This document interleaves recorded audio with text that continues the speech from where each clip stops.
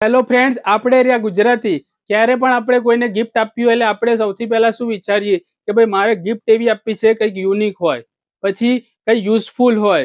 ત્રીજા નંબરમાં આટલી નાની ગિફ્ટ નહીં ચાલે, મારે કંઈક મોટું દેખાય ને એવી ગિફ્ટ આપવી પડે. એ બધું તો ખરું જ, પાછું સાથે બજેટ ફ્રેન્ડલી હોય. તો એક મસ્ત મજાની એક સરસ મજાની ગિફ્ટ તમારા માટે લઈને આવ્યો છો.